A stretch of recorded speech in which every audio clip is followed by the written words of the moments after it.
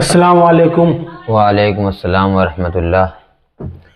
अभी जी एक मसला दरपेश था, हम पूछ सकते हैं आपसे? बिल्कुल पूछें। मसला ये था, ये इमाम जाफर सादिक कौन थे, और ये कूंडों की नियाज जो होती है इसका मसला क्या है? बिस्मिल्लाहिर्रहमानिर्रहीम। इमाम जाफ़र सादिक रज़ियल्लाहु ताला अन्हु हज़रत अली करमुल्लाह वजहुल करीम रज़ियल्लाहु ताला अन्हु के बेटों में से हैं और आप छठे इमाम हैं। 12 इमामों में से आपका नंबर छठवां है। आपके वालिद का नाम हज़रत इमाम मोहम्मद बाक़िर है और हज़रत इमाम जाफ़र सादिक रज़ियल्लाहु ताला अन्हु की 22 रजब को फातिहा ख़वानी होती है, जिसको उर्फ़ आम में हम लोग कूंडे बोलते हैं।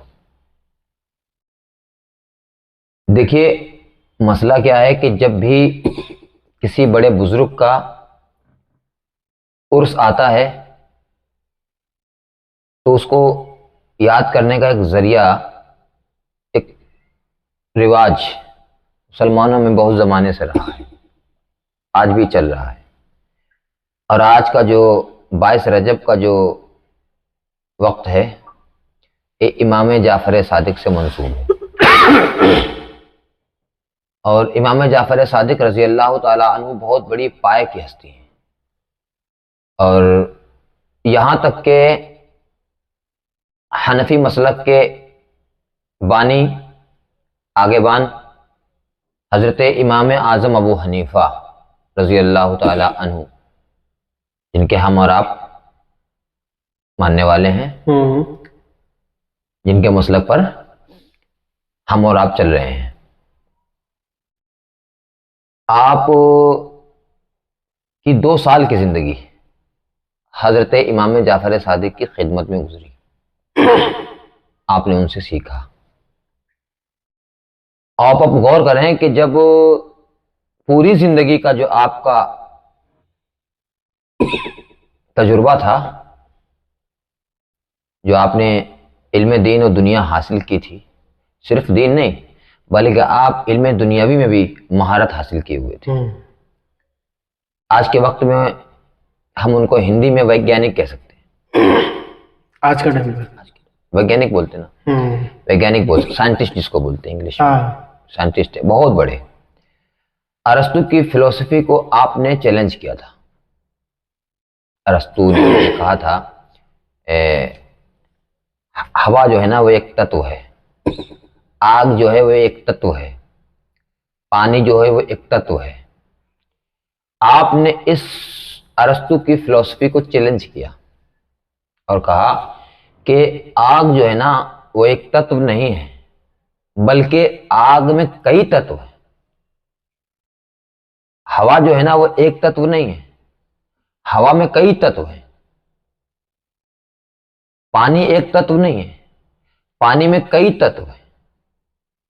तो आपने उसके कई एग्जाम्पल भी दिए और समझाया कि जैसे हवा एक तत्व नहीं है, हम लोग समझते हैं कि हमें सांस लेने के लिए हवा की जरूरत पड़ती है, लेकिन असल में हमें सांस लेने के लिए सिर्फ हवा की जरूरत नहीं पड़ती, बल्कि हवा के साथ साथ और भी कई चीजें हैं, और भी कई तत्व हैं, जिनसे हमारी ये जो सांस की प्रक्रिया है, जो ऊर्जा वो चलती है, वो चालू रहती है। ये इमाम जाफ़र सादिक ने अरस्तु की फिलॉसफी को चैलेंज किया था और बिल्कुल फिर उस पर रिसर्च हुआ तो आपने जो कहा था ना वही 100% 100% सच निकला और उसको आज पढ़ाया जा रहा है। नहीं, ये कूंडों का क्या मसला है?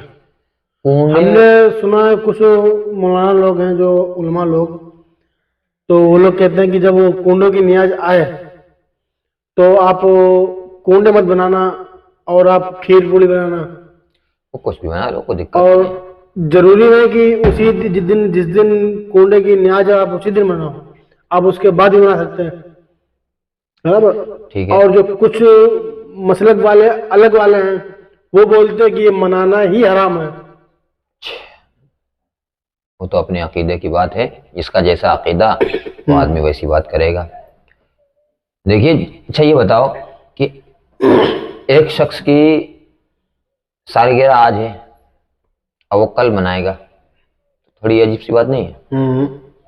मतलब एक एग्जाम्पल के तौर पर हम आपको बता रहे हैं, ठीक है। आपकी पैदाइश आज है और आप आज ना करके कल उसको जो है उसकी खुशियां मनाएं या जो भी करें, तो ये थोड़ा अजीब सी बात नहीं है? हाँ। अगर कोई चीज डेट टू डेट हो रही है, तारीख टू तारीख हो रही है, तो ये ज्यादा बेहतर है कि इधर उधर की तारीख से, समझे नहीं? कुछ लोग हाँ 15 रजब को कुछ लोग करते हैं, कुछ लोग 22 रजब को करते हैं, इसको बोलते हैं इख्तलाफी मसला। ये मसला ऐसा होता है कि जब किसी चीज की सनद एक दूसरी तरफ से आ रही होती, एक दूसरी सनद किसी दूसरे की तरफ से आ रही होती, इधर भी जो सनद आ रही है वो भी एतबार के लायक मोतबर है, इधर से जो सनद आ रही है वो भी एतबार के लायक, दोनों बार आ रही है। हाँ, भले ही एक की दलीलें थोड़ी कमजोर हैं, एक की दलीलें एकदम स्ट्रांग है, लेकिन ये भी तो देखा जाएगा कि जिधर से कमजोर आ रही है, ठीक है, माना दलीलें कमजोर आ रही मगर आ तो रही ना, मगर दलीलें तो आ रही, इसलिए उन दोनों चीजों को फिर कंबाइन कर दिया जाता है। ठीक है, कंबाइन का मतलब क्या हो गया कि 15 को आप मना लें तो भी बेहतर है, 22 को आप कर लें तो भी बेहतर है। तो ये देखना होगा कि ज्यादा पक्की और मजबूत दलीलें किधर से आ रही हैं। अगर आपको इसमें बेहतरीन रिसर्च करना है, पक्का पता लगाना, तो आप पता लगाइए। अगर आपको ऐसा लगता है कि 22 तारीख को बेहतरीन ज्यादा दलीलें 22 तारीख को साबित होती हैं, तो आप 22 को कर लीजिएगा। अगर आपको 15 को ठीक है, 15 को, अगर आपको ऐसा लगता है कि दलीलें इसमें ज्यादा हो तो 15 को कर लीजिए। कोई मना तो है ही नहीं और कोई फर्ज वाजिब तो है ही नहीं, पहले तो ये बात है, कोई फर्ज वाजिब तो है नहीं कि नहीं करना ही करना, ऐसा भी कुछ नहीं।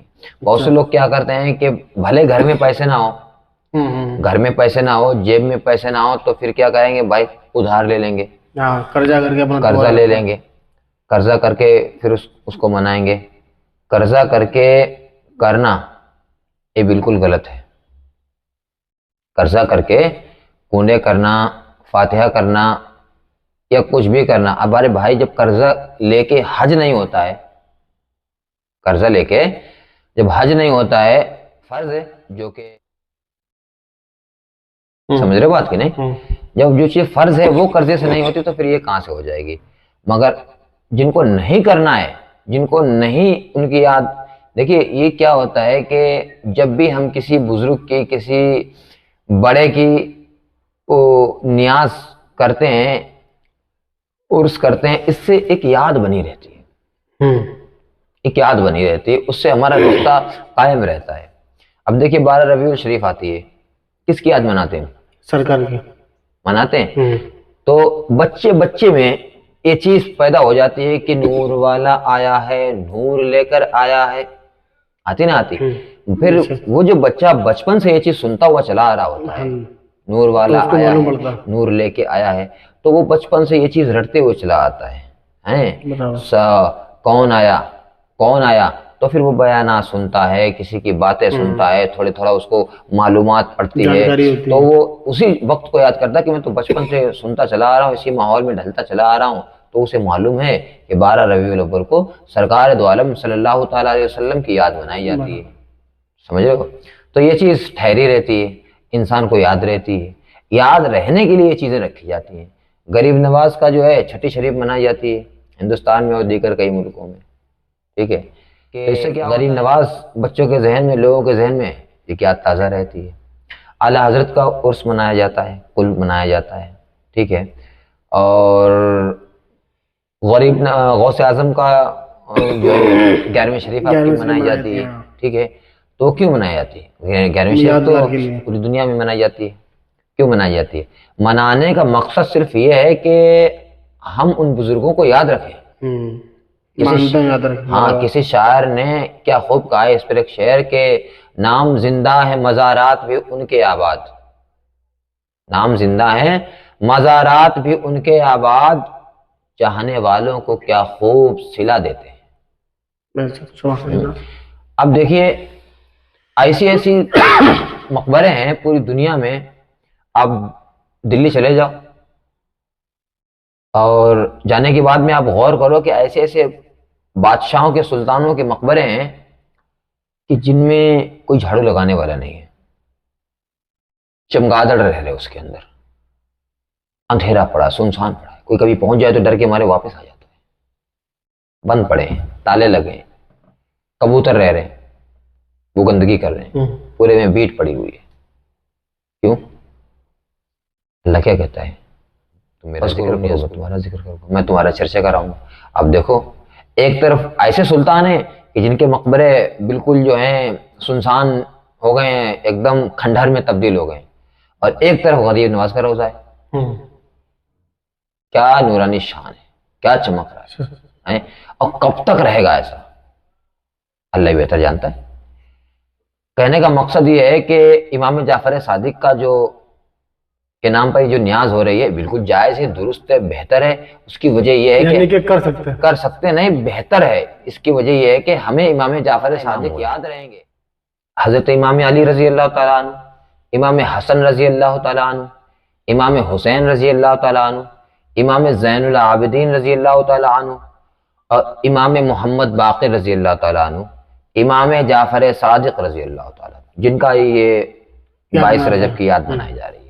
इमाम जाफर सादिक रजी अल्लाह तआला अन्हु, इमाम मूसा काजिम रजी अल्लाह तआला अन्हु, और इमाम अली रज़ा रजी अल्लाह तआला अन्हु, इमाम मोहम्मद नकी रजी अल्लाह तआला अन्हु, इमाम अली नकी रजी अल्लाह तआला अन्हु, और इमाम हसन अस्करी रजी अल्लाह तआला अन्हु, और आखिर इमाम हजरत इमाम महदी रजी अल्लाह तआला। 12 इमामों के नाम हैं, और इन्हीं 12 में से इमाम जाफर सादिक 6वें नंबर पे आते हैं, और ये हजरत अली रजी अल्लाह तआला अन्हु की औलादों में से हैं।